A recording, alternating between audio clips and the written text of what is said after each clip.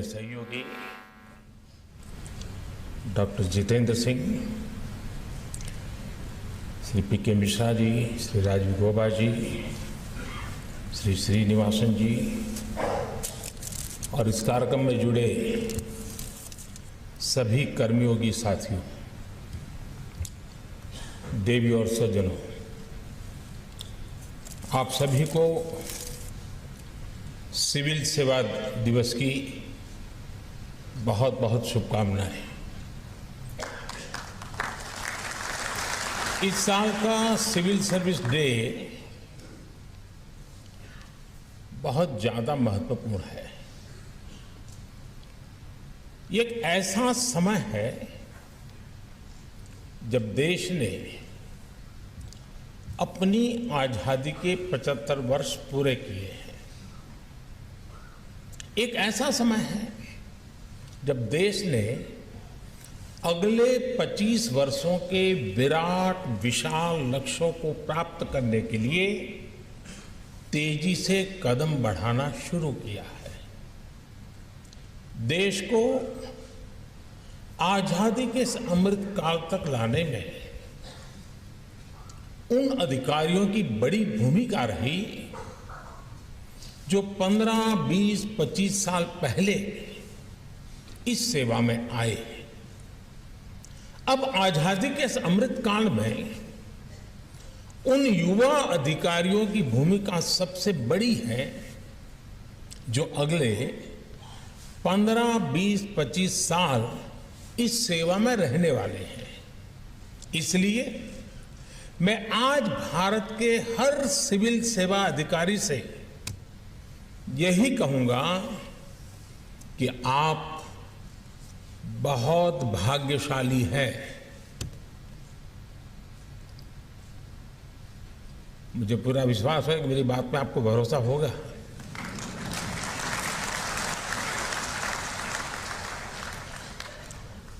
हो सकता है कुछ लोग न भी मानते हो कि वो भाग्यशाली नहीं है। अपनी अपनी सोच, हर किसी को मुबारक। आपको इस कालखंड में देश की सेवा करने का मौका मिला है। आजादी के अमृत काल में देश के स्वाधीनता सेनानियों के सपनों को पूरा करने का दायित्व हम सभी पर है। हमारे पास समय कम है, लेकिन सामर्थ्य भरपूर है।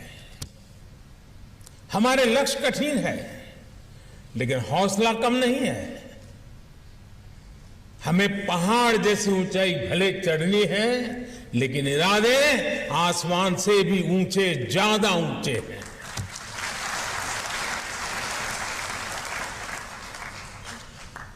पिछले 9 वर्षों में भारत आज जहां पहुंचा है, उसने हमारे देश को बहुत ऊंची छलांग के लिए तैयार कर दिया है। मैं अक्सर कहता हूं कि देश में ब्यूरोक्रेसी वही है, अधिकारी कर्मचारी वही है, लेकिन परिणाम बदल गए हैं। पिछले 9 वर्षों में भारत अगर विश्व पटल पर एक विशिष्ट भूमिका में आया है, तो इसमें आप सबका सहयोग बड़ा महत्वपूर्ण रहा है।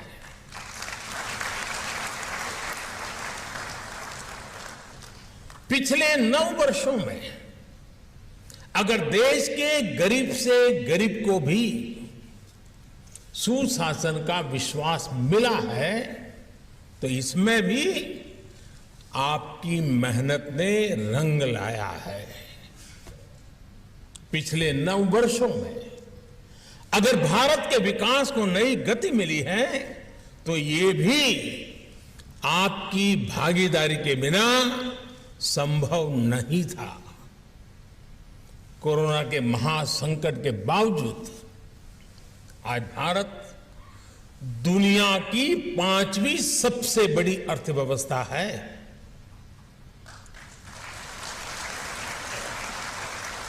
आज भारत फिनटेक वर्ल्ड में छाया हुआ है। डिजिटल पेमेंट्स के मामले में भारत नंबर 1 है। आज भारत दुनिया के उन देशों में है जहां मोबाइल डेटा सबसे सस्ता है। आज भारत में दुनिया का तीसरा सबसे बड़ा स्टार्टअप इकोसिस्टम है। आज देश की ग्रामीण अर्थव्यवस्था बहुत बड़े परिवर्तन के दौर से गुजर रही है। 2014 के मुकाबले आज देश में 10 गुना ज्यादा तेजी से रेल लाइनों का इलेक्ट्रिफिकेशन हो रहा है। 10 टाइम 2014 के मुकाबले आज देश में 2 गुनी रफ्तार से नेशनल हाईवेज का निर्माण हो रहा है। 2014 के मुकाबले आज देश के पोर्ट्स में कैपेसिटी ऑगमेंटेशन लगभग 2 गुना हो चुका है। 2014 के मुकाबले आज देश में एयरपोर्ट्स की संख्या भी 2 गुना से ज्यादा हो चुकी है। आज यहां जो पुरस्कार दिए गए हैं वो देश की सफलता में आपकी इसी भागीदारी को प्रमाणित करते हैं, आपके सेवा भाव को परिलक्षित करते हैं। मैं सभी पुरस्कृत साथियों को फिर एक बार बहुत बहुत बधाई देता हूं।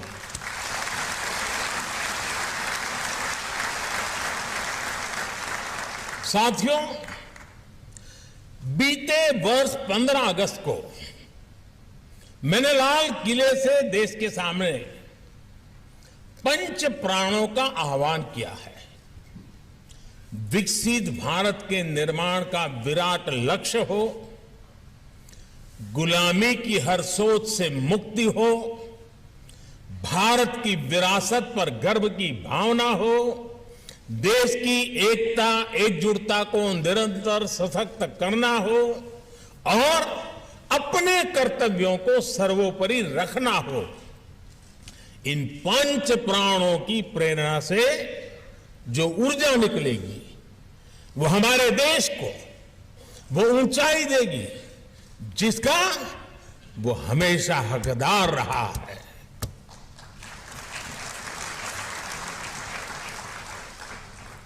मुझे देखकर भी अच्छा लगा कि आप सभी ने इस वर्ष सिविल सेवा दिवस की थीम का भी विकसित भारत रखी है।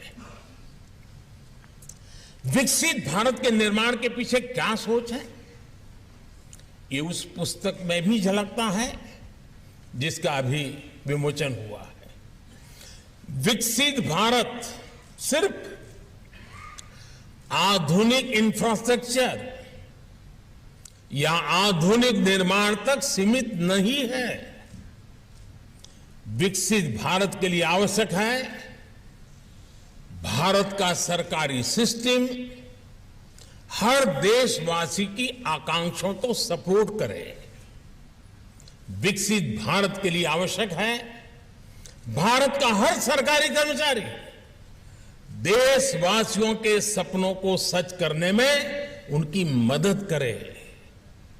विकसित भारत के लिए आवश्यक है भारत में सिस्टम के साथ जो नेगेटिविटी बीते दशकों में जुड़ी थी वो पॉजिटिविटी में बदले। हमारा सिस्टम देशवासियों के सहायक के रूप में अपनी भूमिका को आगे बढ़ाए। साथियों, आजादी के बाद के दशकों का हमारा अनुभव रहा है योजनाएं कितनी भी बेहतर हो, कागज पर कितना ही शानदार रोड मैप क्यों ना हो, लेकिन अगर लास्ट माइल डिलीवरी ठीक नहीं होगी तो अपेक्षित परिणाम नहीं मिलेंगे। आप भली भांति जानते हैं कि पहले के सिस्टम की ही देन थी कि देश में 4 करोड़ से ज्यादा फर्जी गैस कनेक्शन थे। ये पहले की सिस्टम की ही देन थी कि देश में 4 करोड़ से ज्यादा फर्जी राशन कार्ड थे।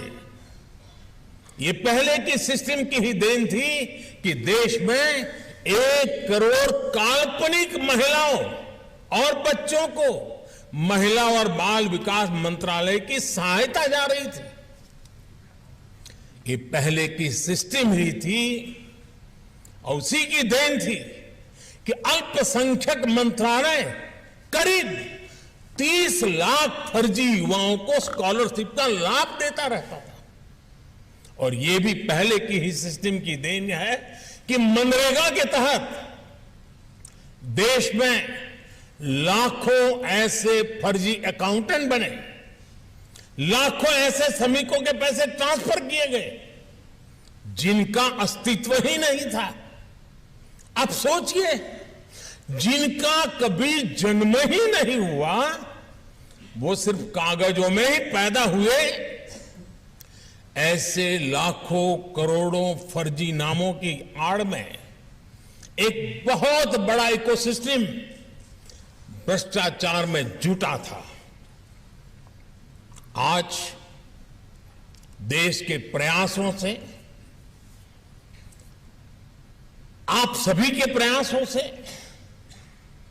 ये सिस्टम बदला है। देश के करीब करीब 3 लाख करोड़ रुपए गलत हाथों में जाने से बचे हैं। आप सब इसके लिए अभिनंदन के अधिकारी हैं।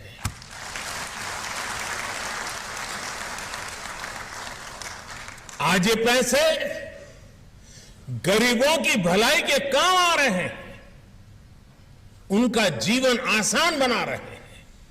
साथियों, जब समय सीमित हो तो यह तय करना बहुत महत्वपूर्ण हो जाता है कि हमारी दिशा क्या होगी, हमारी कार्यशैली क्या होगी।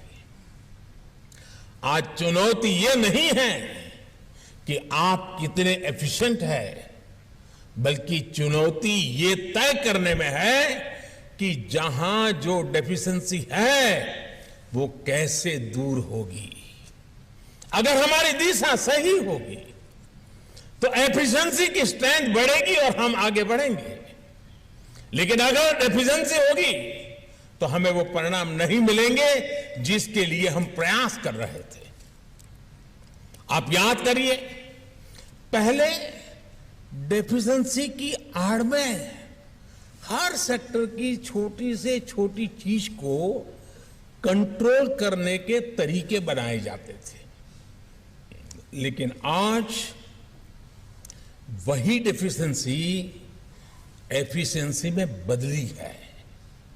आज वही एफिशिएंसी पॉलिसी से जुड़ी छोटी सी छोटी बाधाओं को पहचान कर रही है ताकि उन्हें हटाया जा सके।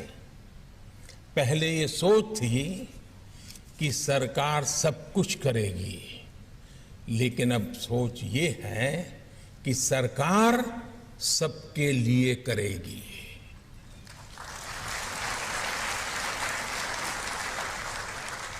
अब सरकार सबके लिए काम करने की भावना के साथ टाइम और रिसोर्सेज का एफिशिएंटली उपयोग कर रही है। आज की सरकार का ध्येय है नेशन फर्स्ट, सिटीजन फर्स्ट। आज की सरकार की प्राथमिकता है वंचितों को वरीयता।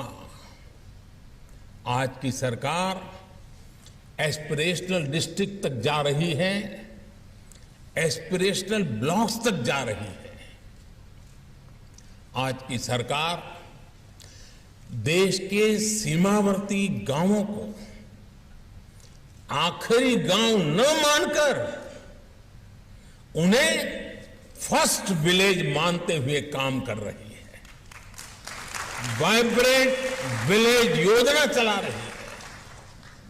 ये बीते वर्षों में हमारी सरकार की बहुत बड़ी पहचान रही है।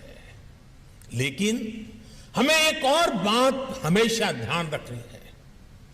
100% सैचुरेशन के लिए हमें इससे भी अधिक मेहनत की, इनोवेटिव समाधानों की पल पल जरूरत पड़ेगी।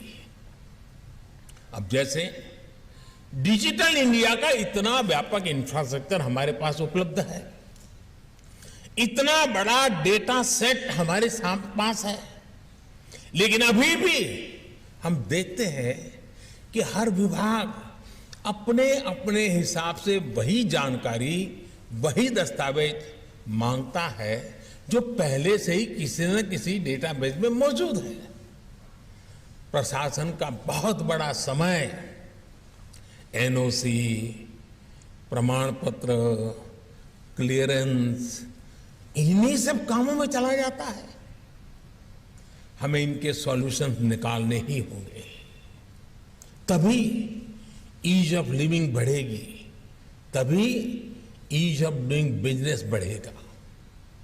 मैं आपको पीएम गति शक्ति नेशनल मास्टर प्लान का भी उदाहरण देना चाहता हूं। इसके तहत हर प्रकार के इंफ्रास्ट्रक्चर से जुड़े डेटा लेयर्स एक ही प्लेटफॉर्म पर उपलब्ध है। इसका हमें अधिक से अधिक उपयोग करना है। हमें सोशल सेक्टर में बेहतर प्लानिंग और एग्जीक्यूशन के लिए पीएम गति शक्ति का ज्यादा से ज्यादा इस्तेमाल करना चाहिए। इससे हमें लोगों की जरूरतों को आइडेंटिफाई करने में और एजुकेशन में आने वाली मुश्किलों को दूर करने में मदद मिलेगी ही मिलेगी। इससे डिपार्टमेंट्स के बीच, डिस्ट्रिक्ट और ब्लॉक के बीच संवाद और सरल होगा। इससे हमारे लिए आगे की स्ट्रेटजी बनाना भी ज्यादा आसान होगा। साथियों, आजादी का ये अमृत काल, ये टाइम पीरियड भारत के सभी सरकारी कर्मचारियों के लिए जितने बड़े अवसर लेकर आया है, उतना ही चुनौतीपूर्ण भी है। इतनी सारी उपलब्धियों के बावजूद, तेज गति से हासिल हुई सफलताओं के बावजूद, मैं इसे चुनौती क्यों कह रहा हूं, और मैं मानता हूं कि इस बात को आपको भी समझना होगा। आज भारत के लोगों के एस्पिरेशंस, उनकी आकांक्षाएं बहुत तेजी से बढ़ रही है। विकसित भारत के लिए, व्यवस्थाओं में बदलाव के लिए अब देशवासी और ज्यादा इंतजार नहीं करना चाहते। देश के लोगों की इस एस्पिरेशन को पूरा करने के लिए हम सबको, आपको पूरे सामर्थ्य से जुटना ही होगा। तेजी से निर्णय लेने होंगे, उन निर्णयों को उतनी ही तेजी से लागू करना होगा। और आपको एक और बात का ध्यान अवश्य रखना होगा कि आज, और ये मैं कह रहा हूं इसलिए नहीं, आप भी अनुभव करते होंगे, आज पूरे विश्व की भी भारत से अपेक्षाएं बहुत ज्यादा बढ़ गई हैं। दुनिया भर के एक्सपर्ट्स, विभिन्न अंतर्राष्ट्रीय संस्थाएं ये कह रही है कि भारत का समय आ गया है। India time has arrived.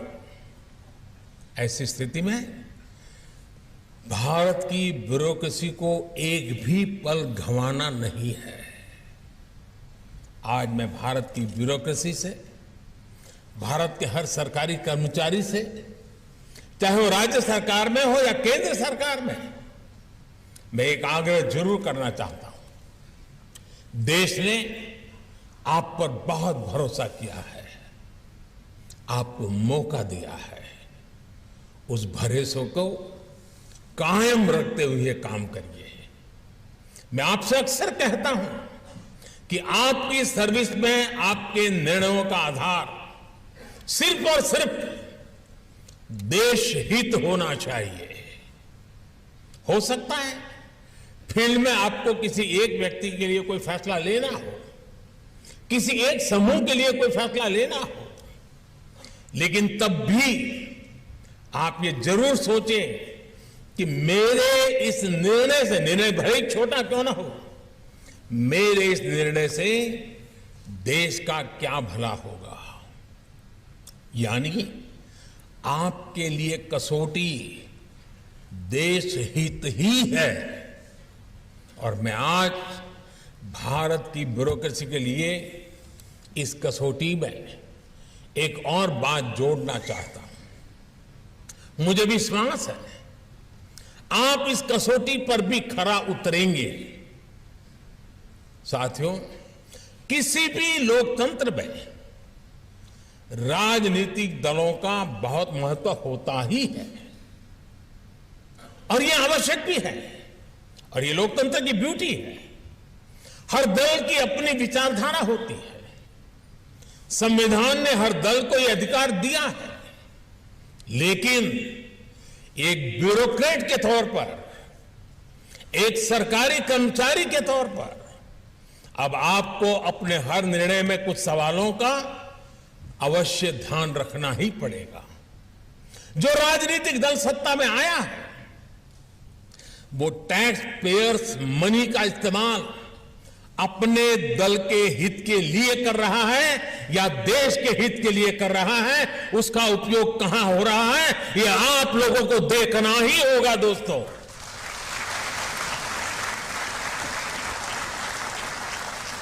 वो राजनीतिक दल अपने दल के विस्तार में सरकारी धन का उपयोग कर रहा है या फिर देश के विकास में उस पैसों का इस्तेमाल कर रहा है, वो राजनीतिक दल अपना वोट बैंक बनाने के लिए सरकारी धन लुटा रहा है या फिर सभी का जीवन आसान बनाने के लिए काम कर रहा है, वो राजनीतिक दल सरकारी पैसे से अपना प्रचार कर रहा है या फिर ईमानदारी से लोगों को जागरूक कर रहा है, वो राजनीतिक दल अपने कार्यकर्ताओं को ही विभिन्न संस्थाओं में नियुक्त कर रहा है या फिर सबको पारदर्शी रूप से नौकरी में आने का अवसर दे रहा है।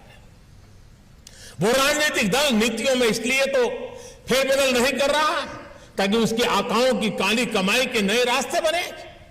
आप अपने हर फैसले से पहले इन सवालों के बारे में जरूर सोचें।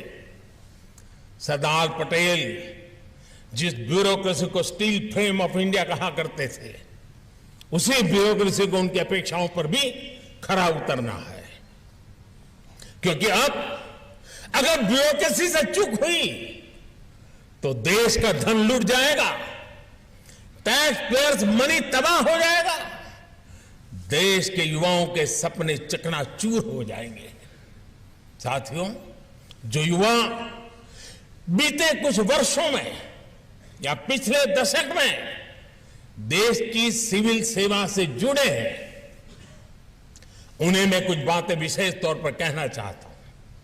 आप भी जानते हैं कि जीवन जीने के दो तरीके होते हैं। पहला, गेटिंग थिंग्स डन, और दूसरा, लेटिंग थिंग्स हैपन। पहला एक्टिव एटीट्यूड है और दूसरा पैसिव एटीट्यूड का प्रतिबिंब है। पहले तरीके से जीने वाले व्यक्ति की सोच होती है कि हां, बदलाव आ सकता है। दूसरे तरीके में विश्वास करने वाला व्यक्ति कहता है, ठीक है, रहने दो, सब ऐसे ही चलता है, पहले से भी चलता है, आगे भी चलता रहेगा, वो तो अपने आप हो जाएगा, ठीक हो जाएगा। गेटिंग थिंग्स डन, ये यकीन रखने वाले आगे बढ़कर जिम्मेदारी लेते हैं। जब उन्हें टीम में काम करने का अवसर मिलता है तो वो हर काम का ड्राइविंग फोर्स बन जाते हैं। लोगों के जीवन में बदलाव लाने की ऐसी ज्वलंत इच्छा से ही आप एक ऐसी विरासत छोड़ जाएंगे जिसे लोग याद करेंगे। आपको ये भी याद रखना होगा कि एक अफसर के रूप में आपकी सफलता इस बात से नहीं आंकी जाएगी कि आपने अपने लिए क्या हासिल किया। आपकी सफलता का आकलन इस बात से होगा कि आपके काम से, आपके कैरियर से दूसरों का जीवन कितना बदला है। जिनका जीवन बदलने की जिम्मेदारी आपके पास थी, वे लोग आपके बारे में क्या सोचते हैं। इसलिए आपको ये हमेशा याद रखना है, good governance is the key. जब पीपल सेंट्रिक गवर्नेंस होती है, जब डेवलपमेंट ओरिएंटेड गवर्नेंस होती है, तो वो समस्याओं का समाधान भी करती है और बेहतर रिजल्ट भी देती है। गुड गवर्नेंस में जनता के प्रति जवाबदेही होती है। एक ही राज्य में एक जिला अच्छा परफॉर्म करे और दूसरा न करे, तो इसके पिछले असली वजह गुड गवर्नेंस का अंतर ही होता है। हमारे सामने एस्पिरेशनल डिस्ट्रिक्ट्स का उदाहरण है। हमने जब जोश से भरे देश के युवा अफसरों को वहां नियुक्त किया, उन्हें गुड गवर्नेंस के लिए प्रेरित किया, तो नतीजे भी बेहतरीन आए। आज अनेक एस्पिरेशनल डिस्ट्रिक्ट्स डेवलपमेंट पैरामीटर्स में देश के दूसरे जिलों से भी बहुत अच्छा प्रदर्शन कर रहे हैं।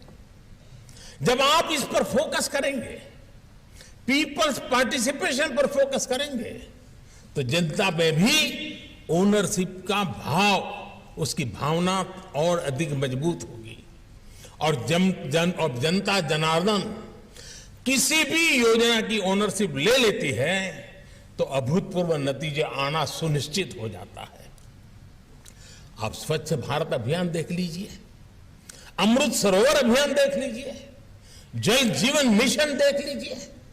इनकी सफलता का बड़ा आधार जनता द्वारा ली गई ओनरशिप है। साथियों, मुझे बताया गया है कि आप अपने जिले की आकांक्षाओं को ध्यान में रखते हुए एक डिस्ट्रिक्ट विजन एट 100 तैयार कर रहे हैं। ऐसा ही विजन पंचायत स्तर तक होना चाहिए। अपनी ग्राम पंचायत, अपने ब्लॉक, अपने डिस्ट्रिक्ट, अपने राज्य में हमें किन सेक्टर्स पर फोकस करना है, इन्वेस्टमेंट को आकर्षित करने के लिए कौन कौन से बदलाव करने हैं, हमारे जिले, ब्लॉक या पंचायत में कौन से प्रोडक्ट्स हैं जिन्हें हम एक्सपोर्ट कर सकते हैं या उस स्तर तक ले जा सकते हैं। इनको लेकर एक स्पष्ट विजन हमारे पास होना चाहिए। आप अपने क्षेत्र में स्थानीय उत्पादों को बढ़ावा देने के लिए एमएसएमई और स्वयं सहायता समूहों के बीच कड़ियों को जोड़ सकते हैं। आप सभी के लिए लोकल टैलेंट को प्रोत्साहित करना, लोकल एंटरप्रेन्योरशिप को सपोर्ट करना, स्टार्टअप कल्चर को बढ़ावा देना, मैं समझता हूं कि ये समय की मांग है। साथियों, हेड ऑफ द गवर्नमेंट रहते हुए मुझे 20 साल से भी ज्यादा समय हो चुका है। आप में से कई लोग बरसों से मेरे साथ काम कर रहे हैं और मैं तो कहूंगा मेरा सौभाग्य है कि आप जैसे साथियों के साथ मुझे काम करने का अवसर मिला है। आप जानते हैं कि मैंने हमेशा कैपेसिटी बिल्डिंग पर कितना जोर दिया है। मुझे खुशी है कि आज आप सब सिविल सर्वेंट के बीच मिशन कर्मयोगी एक बड़ा अभियान बन चुका है। मिशन कर्मयोगी का मकसद है सिविल सर्वेंट्स के फुल पोटेंशियल का उपयोग करना। कैपेसिटी बिल्डिंग कमीशन इस अभियान को पूरी मजबूती से आगे बढ़ा रहा है। मेरा यह भी मानना है कि ट्रेनिंग और लर्निंग कुछ महीनों की औपचारिकता बनकर नहीं रहनी चाहिए। इसलिए ट्रेनिंग और लर्निंग से जुड़ा क्वालिटी मटेरियल हर जगह हर समय उपलब्ध हो, इसके लिए आई गॉट प्लेटफॉर्म बनाया गया है। अब सभी नए रिक्रूट्स को आई गॉट पर कर्मयोगी प्रारंभ के ओरिएंटेशन मॉड्यूल के साथ भी ट्रेन किया जा रहा है। साथियों, बीते वर्षों में सरकार ने ब्यूरोक्रेसी को एक और बंधन से मुक्ति दिलाई है। ये बंधन का प्रोटोकॉल और हायरार्की का बंधन। आप जानते हैं कि हायरार्की के बंधनों को तोड़ने की शुरुआत भी मैंने खुद की है। मैं लगातार सेक्रेटरी से लेकर के असिस्टेंट सेक्रेटरी तक से मिलता हूं। मैं ट्रेनी अफसरों के साथ मुलाकात करता हूं। हमने डिपार्टमेंट के भीतर हर किसी की भागीदारी बढ़ाने के लिए, नए आइडियाज के लिए केंद्र सरकार में भी चिंतन शिविर को बढ़ावा दिया है। हमारे प्रयासों से एक और बड़ा बदलाव आया है। पहले वर्षों तक राज्यों में रहने के बाद ही अधिकारियों को डेपुटेशन पर केंद्र सरकार में काम करने का अनुभव मिलता था। ये किसी से और किसी ने नहीं सोचा होगा कि अगर इन अधिकारियों के पास केंद्र सरकार में काम का अनुभव ही नहीं होता तो वो केंद्र के प्रोग्राम्स को जमीन पर लागू कैसे करेंगे। हमने असिस्टेंट सेक्रेटरी प्रोग्राम के जरिए इस गैप को भी भरने का प्रयास किया। अब युवा आईएएस अपने कैरियर की शुरुआत में ही केंद्र सरकार में काम करने का, उनके अनुभव लेने का मौका मिलता है। सीनियर मोस्ट लोगों के साथ उसको कुछ सीखने को मिलता है। हमें इस तरह के इनोवेशंस को आगे बढ़ाना है। इन प्रयासों को परिणामों के लिए और शिखर पर ले जाने के लिए निरंतर कोशिश करनी है। साथियों, विकसित भारत के लिए 25 वर्षों की अमृत यात्रा को देश ने कर्तव्य काल माना है। आजादी की शताब्दी, देश की स्वर्ण शताब्दी तब होगी जब हम कर्तव्यों को पहली प्राथमिकता देंगे। कर्तव्य हमारे लिए विकल्प नहीं, संकल्प है। ये समय तेजी से बदलाव का समय है। आपकी भूमिका भी आपके अधिकारों से नहीं, आपके कर्तव्यों और उनके पालन से तय होगी। नए भारत में देश के नागरिक की ताकत बढ़ी है, भारत की भी ताकत बढ़ी है। इस नए उभरते भारत में आपको अहम भूमिका निभाने का अवसर मिला है। आजादी के 100 साल बाद जब इतिहास आकलन करेगा तो आपके पास अवसर है कि उसमें एक प्रमुख नाम आपका भी हो। आप गर्व से ये कहें कि मैंने देश के लिए नई व्यवस्थाओं के सृजन में भूमिका निभाई है, व्यवस्थाओं को सुधारने में बड़ी भूमिका निभाई है। मुझे विश्वास है कि आप सभी राष्ट्र निर्माण में अपनी भूमिका को विस्तार देते रहेंगे। कैपेसिटी बिल्डिंग हर पल हमारी कोशिश रहनी चाहिए, खुद के लिए भी, साथियों के लिए भी और व्यवस्था के लिए भी। हमें उत्तरोत्तर नई ऊंचाइयों को पार करने की स्थितियों को प्राप्त करता ही रहना होगा।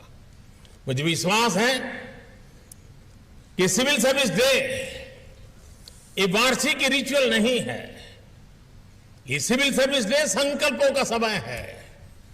ये सिविल सर्विस डे नए निर्णयों का समय है। निर्णयों को निर्धारित समय में कार्यान्वित करने का उत्साह और ऊर्जा से भरने का अवसर है।